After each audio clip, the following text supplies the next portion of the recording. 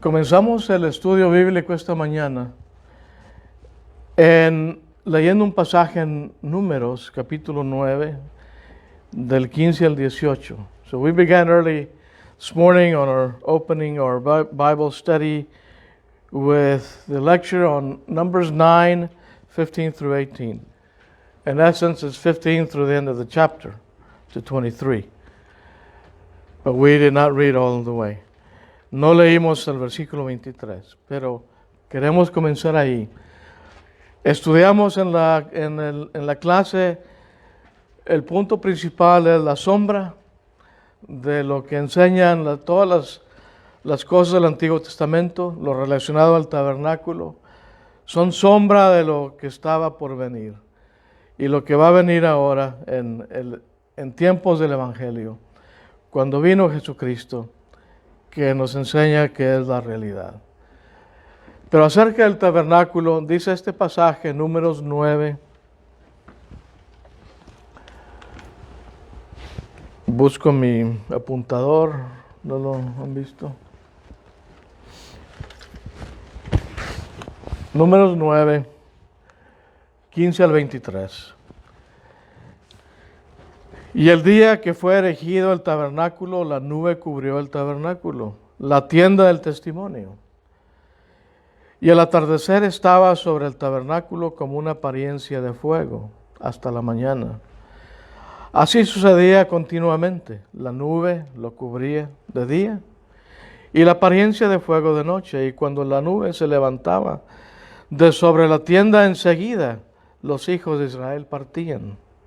Y en el lugar donde la nube se detenía, ahí acampaban los hijos de Israel. Al mandato del Señor, los hijos de Israel partían, y al mandato del Señor acampaban. Mientras la nube estaba sobre el tabernáculo, permanecían acampados. Queremos ver en esta mañana, y quiero ir rápido, a 100 kilómetros por hora sin levantar ninguna infracción. Ir rápido porque hay mucho que cubrir, mucha enseñanza en esto que se relaciona con el tabernáculo. Lecciones del tabernáculo, ¿qué nos enseñan acerca de Dios?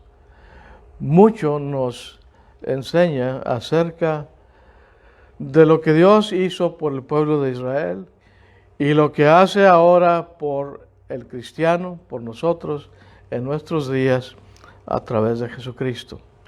En primer lugar, vemos que el tabernáculo era el lugar donde Dios mora. La presencia de Dios ahí estaba, no para beneficio de Dios.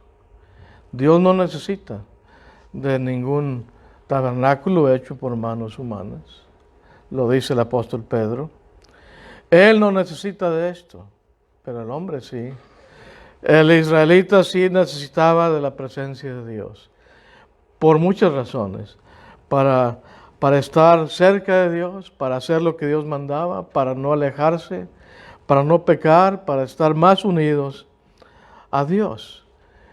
Viendo ellos la presencia de Dios, el pueblo se detenía para hacer exactamente lo más correcto ante los ojos del Señor. La primera cosa que aprendemos del tabernáculo es de que ahí estaba la presencia de Dios. Donde quiera que esa nube con apariencia de fuego se movía, lo estudiamos en la mañana, cuando esa nube se movía todo el campamento. Decía el hermano Tino que eran 2 a 3 millones de personas. Aquí está, muy ordenaditos todo el campamento, entre las 12 tribus distribuidas alrededor, entre norte, sur, este y oeste. 2 a 3 millones de israelitas. Cuando esta nube se movía, el pueblo la seguía, seguían a Dios. Y dice el último versículo que leímos, el 18, que al mandato del Señor los hijos de Israel partían y al mandato del Señor acampaban. Mientras la nube estaba sobre el tabernáculo, permanecían acampados. Cuando la nube se movía, el pueblo seguía. El punto es que el israelita seguía la presencia de Dios. Buscar siempre, es una de las lecciones, buscar siempre la presencia de Dios, donde quiera que Él nos dirija, ahí vamos, porque ahí está Dios. Y así hizo el pueblo de Israel. Cuando esta nube se movía el campamento. Era el centro del campamento, el tabernáculo. The tabernacle was the center of the camp. Porque ahí estaba la presencia de Dios. Dios en medio de su pueblo. God in the midst, in the middle of his people. The tabernacle was the center of the camp. Así era el tabernáculo, el centro de este campamento. Ahí estaba la pilar de nube con aspecto de fuego, y ahí están los pasajes, el que ya leímos también. El pueblo de Israel sabía que Dios estaba presente. Veían la nube, ahí está Dios. Y se relajaban, tranquilos, porque ahí estaba Dios presente con ellos. Y se sentían seguros. Ellos se sentían seguros, protegidos. They felt at ease, they felt protected, they felt sure that God was there. Y además, esto representa que la gloria de Dios llenaba el tabernáculo. God's glory filled the tabernacle, the place of the most holy place. Exodus 40, 34 and 35. Éxodo 40, los versículos 34 y 5, enseña que la gloria de Dios llenaba esta parte del tabernáculo llamado el lugar santísimo. De ahí salía esta nube con aspecto de fuego. Es la primera cosa que aprendemos de esto, la presencia de Dios, que Dios ahí está entre nosotros. Debo decir algo antes de llegar a este punto. ¿Se acuerdan de la carta, las 7 cartas a las iglesias en el Apocalipsis? ¿Quién está entre las iglesias? Ahí está el Señor Jesucristo. Es lo que enseñan Apocalipsis capítulos 2 y 3. Cuando cada mensaje se les manda a cada iglesia de Asia Menor, enseña que Dios está en medio de los 7 candelabros de oro. La presencia de Dios está aquí con nosotros. Está con su pueblo, está con su iglesia. Esa es la primera lección que aprendemos. El tabernáculo era la sombra. En nuestros días, la presencia de Dios aquí está en forma espiritual con Jesucristo. Él está con nosotros. La segunda cosa que aprendemos, the second thing we learn is God's purity, la pureza de Dios. ¿Qué representa todo esto? La pureza de Dios. Lo vimos en la mañana. Miren, para que Dios haya dividido el tabernáculo en 2 partes. God divided the tabernacle in 2 parts, the holy place and the most holy. What does that tell us about God? ¿Qué nos dice esto acerca de Dios? Que Dios es santo, Dios es puro. Y que antes de entrar al lugar santo, el sacerdote debería de lavarse, manos y pies. Y si no lo hacía, moría. Y si no lo hacía, moría. Ese es el lugar santo. Y luego el lugar santísimo era algo muy especial, porque solamente el sumo sacerdote entraba ahí una vez al año. Todo esto nos enseña, en segundo lugar, que Dios es puro. Real sacerdocio, santo, dice la Biblia. Sed santos porque yo soy santo. Be holy because I am holy, God tells us in the book of Peter. En la epístola de Pedro. Sed santos porque yo soy santo. Santo. La idea de santo es apartado. Y la idea de estar apartado es porque es puro, limpio. Así es Dios. En Dios no hay nada malo, ni una mancha, cual ninguna, ni arruga se encuentra en Dios. Dios es santo. Y así quiere que sean sus hijos. Ahí está la sombra y la realidad. So there's the shadow and the reality. The third thing that the tabernacle teaches us is, la tercera cosa, is God's protection. Es la protección de Dios. Ahí está el fuego, pilar de fuego, o de la nube, o pilar con aspecto de fuego. ¿Para qué estaba ahí? Mayormente para protección. Para protección. Ahí no se arrimaban bandidos, no se arrimaban malhechores, no se arrimaban gente mala que quería hacer daño, ni animales del desierto. Estaba para la protección de ellos. Es lo que enseña estos pasajes. Y aparte, esta nube como aspecto de fuego era la luz. In English, this column of firelight column, this cloud during the night, this was the night light for the Israelites. Esta era la luz nocturna que alumbraba y les daba luz a los israelitas. Protección. La idea de que saber que ahí está Dios es vivir tranquilos. Saber que está Dios con nosotros, estamos tranquilos. Knowing that God is with us, we are calm. We are not to worry. Knowing that God is with us, because He will protect us. Porque Él nos protege y nos cuida y nos da todo, nos bendice. La cuarta cosa que aprendemos, voy a ir rápido porque me voy a regresar a terminar lo de la clase. Fourth thing we learn is God's provision. La provisión de Dios. Que Dios provee algo. ¿Qué proveyó Dios para ellos? Redención. Lo sacó de Egipto.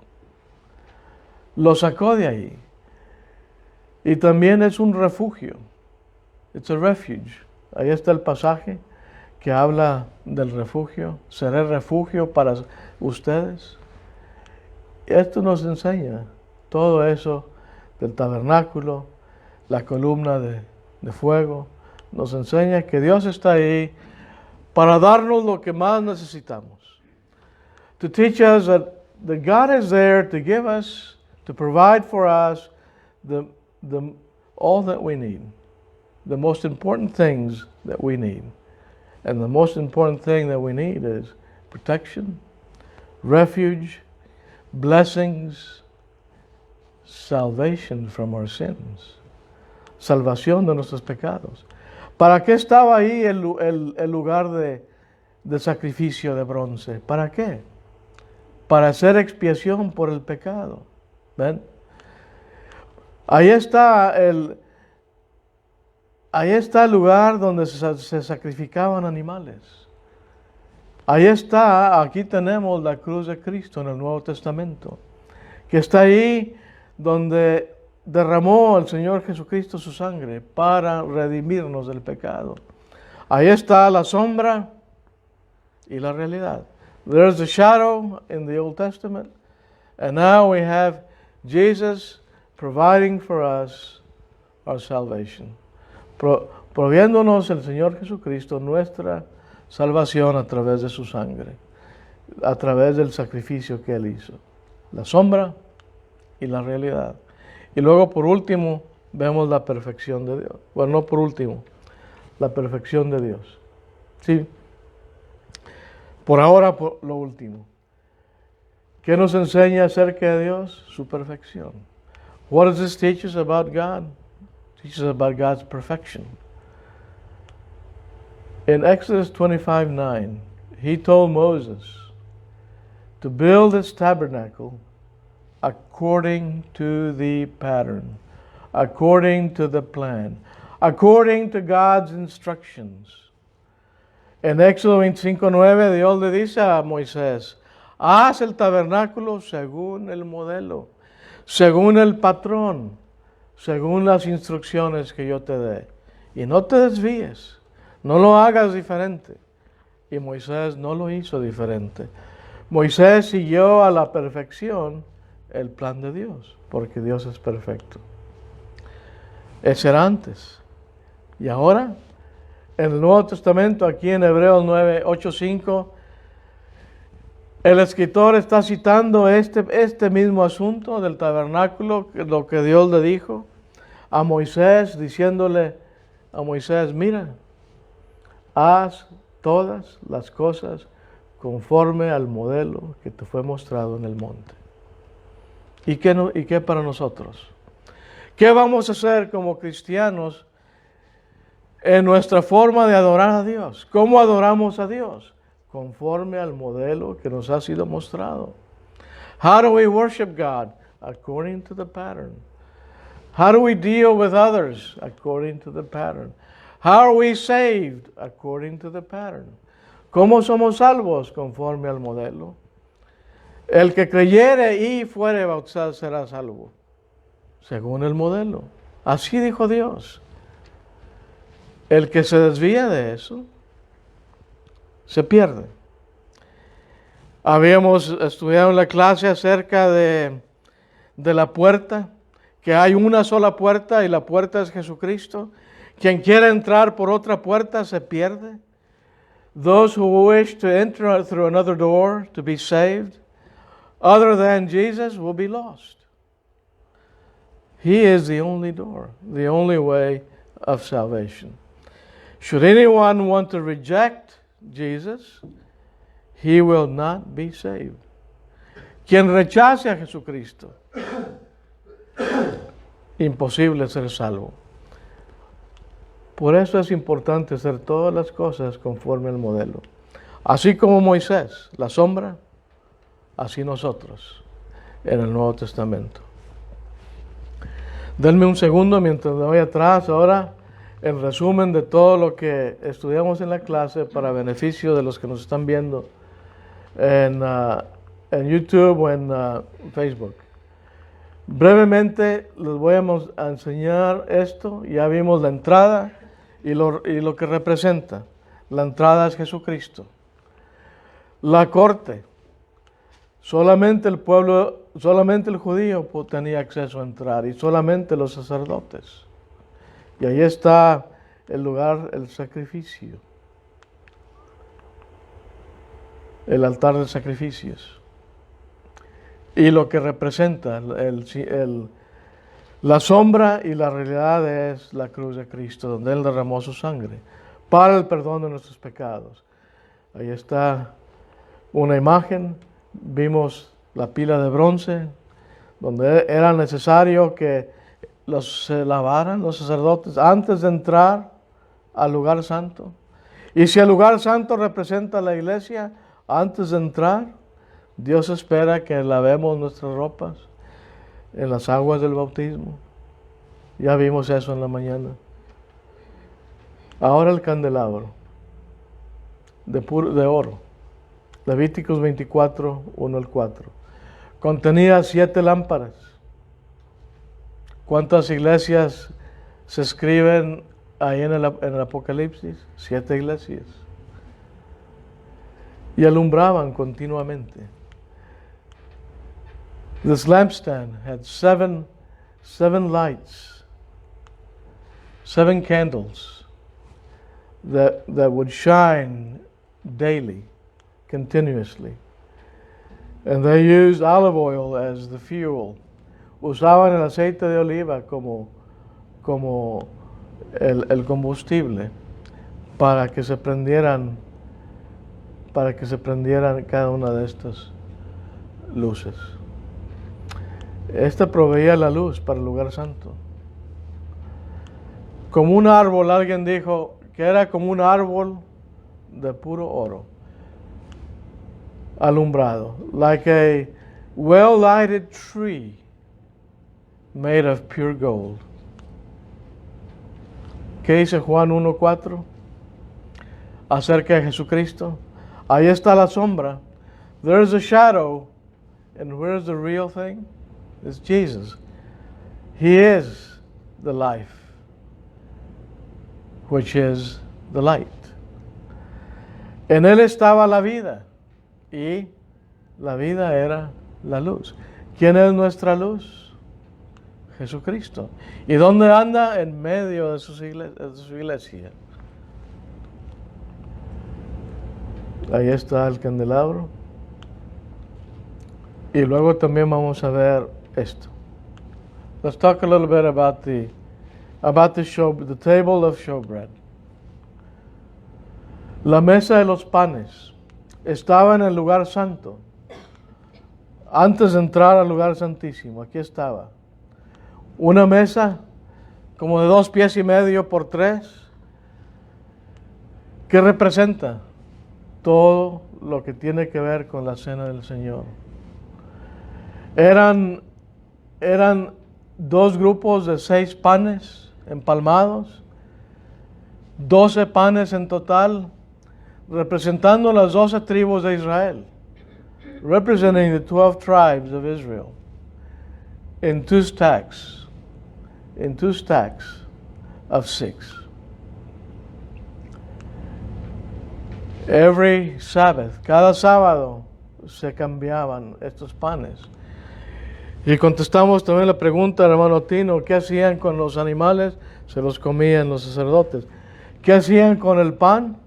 Ya que primero se dedicaba a Dios, ¿qué hacían con el pan? No lo tiraban, no lo desperdiciaban. Los sacerdotes podían comerse de este pan.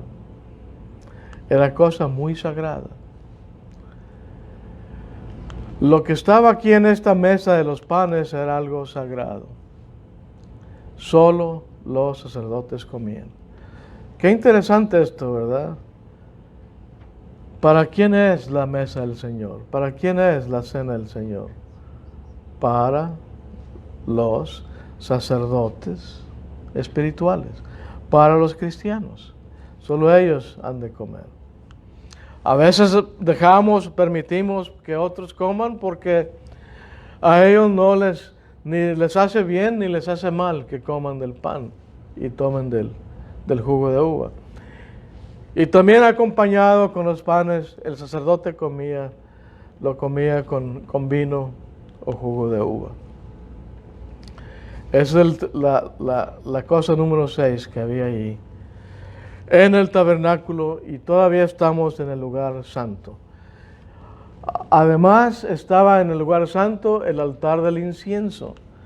Rápidamente, ¿qué representa este altar de incienso que estaba aquí? Y aquí está un dibujo del altar del incienso de oro puro, made of pure gold. Estaba puesto delante del velo. Cada mañana se prendía este incienso, se levantaba. Noten que estaba, a ver si lo tengo aquí en otra pantalla, miren, este es el lugar santo, más para acá está el lugar santísimo. Aquí está la tela, lo que divide el lugar santo del lugar santísimo. Y aquí, cerca de la tela, está el altar de incienso. Cuando se prendía, subía el humo. Aquí se ve el humo, ¿lo ven? Y el humo entraba también aquí a llenarse el lugar santísimo. No nada más era humo, era un olor fragante. Es lo que es incienso. Ahí está. ¿Qué representa esto? Las oraciones de los santos. Las oraciones es como ese olor fragante que sube al cielo hacia Dios para que Dios escuche nuestras oraciones. Y ahí podemos descargar nuestro corazón con Dios y Dios nos oye y nos considera cada cosa que le pedimos. Cada petición Dios la toma en cuenta como olor fragante. Miren el pasaje de Apocalipsis 5:8. Cuando los cristianos estaban siendo perseguidos y muertos, maltratados, mártires en el primer siglo, maltratados de tal manera de que era una persecución tremenda. Ellos ya estaban hasta el tope de persecución. Y lo único que les quedaba a los cristianos era orar a Dios. Señor, ¿hasta cuándo vengarás la muerte de tus hijos? Y oraban a Dios. Y dice el Apocalipsis, dice Juan aquí, que cuando los cristianos oraban a Dios, sus oraciones eran las oraciones de los santos que ascendían hacia Dios como olor fragante, que asciende hacia Dios, porque Dios considera cada oración, cada petición que llega al trono de Dios. Así como el incienso subía en forma de humo hacia arriba y llenaba el lugar santísimo, así las oraciones. El altar de incienso, la sombra, las oraciones, es la realidad. Esta y dos cosas más y terminó. El velo, este velo. Esto que separaba del lugar santo al lugar santísimo. Era una barrera entre Dios y el hombre pecador. Solo entraban aquí una sola vez al año y el sumo sacerdote. Un sacerdote regular no entraba aquí. El sumo sacerdote sí, y solo una vez al año. Dice la Biblia que Jesucristo es nuestro sumo sacerdote. Solo Él ha entrado al cielo a preparar lugar para nosotros. Y en la casa de mi Padre muchas moradas hay. Y ahí voy yo a preparar lugar, dijo Jesucristo. Bueno, esa era la voluntad de Dios, que el velo en el templo se rasgara. Que cuando Jesucristo murió, dice la Biblia, dice Mateo 27:51, que este velo se rompió, se rasgó, abriendo la entrada al cielo. ¿Quién lo hizo posible? Jesucristo. El camino a la presencia misma de Dios estaba siendo ahora abierta por medio de nuestro Señor Jesucristo. Al momento de su muerte, el Señor Jesús estaba entrando figurativamente al lugar santísimo, al cielo. Dios lo confirmó cuando se rasgó el velo. Uno de los milagros que sucedieron en la muerte de Jesucristo era que el velo del templo, ya no el tabernáculo, pero ya estaba el templo en existencia, y el velo del templo se rasgó, se abrió. La puerta al cielo ahora se ha abierto. Ahora el hombre tiene acceso al cielo a través de nuestro Señor Jesucristo. La sombra, la realidad. Ahí está una descripción del velo en el tabernáculo. Y la última cosa. Estaba ahora en el lugar santísimo. Ahora entramos al lugar santísimo. Y con esto terminamos. El único objeto en el lugar santísimo era el arca del pacto. El arca del pacto, el arca del testimonio. Hebreos 9, 3, 4 y 5. Dice así: tras el segundo velo estaba la parte del tabernáculo llamada el lugar santísimo, el cual tenía un incensario de oro, y el arca del pacto. Luego estudiaremos, hubo una ocasión en que el incensario de oro sí estaba atrás, normalmente no, pero estaba esto, pero siempre estaba el arca del pacto cubierta de oro por todas partes. En la que estaba ahí en el lugar santísimo, el arca del pacto, y adentro estaba una urna de oro que contenía el maná. El maná. Jesucristo dice: yo soy el pan del cielo. Él bajó al cielo y llegó a la tierra. Él es el maná para que todos nosotros nos nutrimos de Él. Todo hombre, toda persona se sacia de Jesucristo. Él es el pan de vida. Jesucristo es el pan de vida. Ahí está la sombra y la realidad. Ahí estaba esa urna que contenía el maná y también la vara de Aarón que reverdeció. Y si no me equivoco, hay un lugar que dice que cuando reverdeció su vara, produjo almendras. La vara de Aarón. Y también estaban en esta caja, en esta arca, las tablas del pacto, los 10 mandamientos. Esas tablas de piedras escritas con el dedo de Dios. Y sobre ella, los querubines de gloria que cubrían el propiciatorio, de las cuales cosas no se puede ahora hablar en detalle.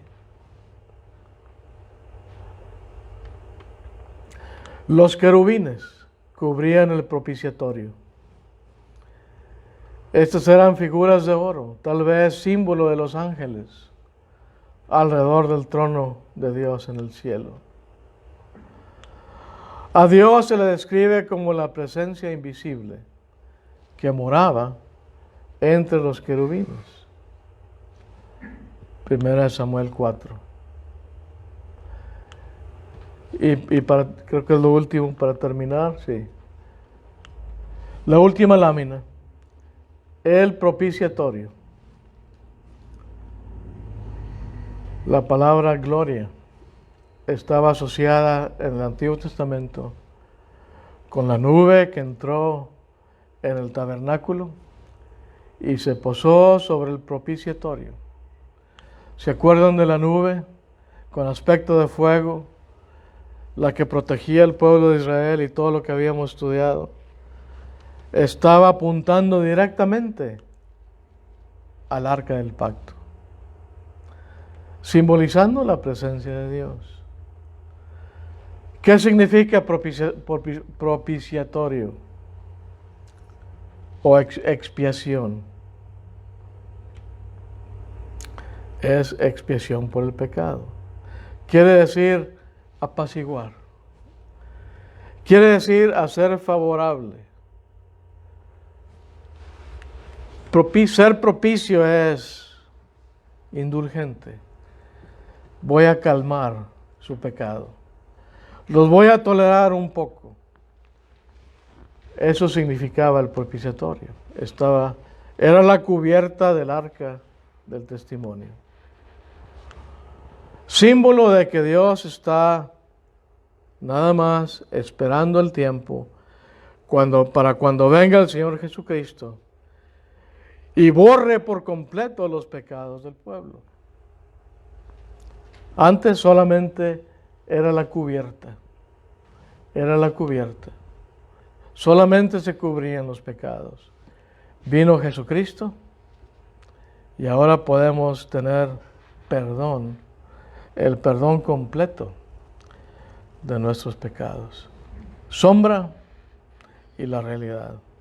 Vivimos en esta época, después de la cruz, en el Antiguo Testamento, y el libro de Hebreos nos dice que tenemos un mejor pacto, establecido sobre mejores promesas. Demos gracias a Dios que vivimos después de la cruz. Cosas que anhelaban ver los ángeles, ahora no. Nosotros lo podemos ver a primera mano. Vivimos bajo la época de Jesucristo, donde Él nos estableció un pacto establecido sobre las mejores promesas. Las mejores promesas lo dejaremos para otro estudio en el libro de Hebreos.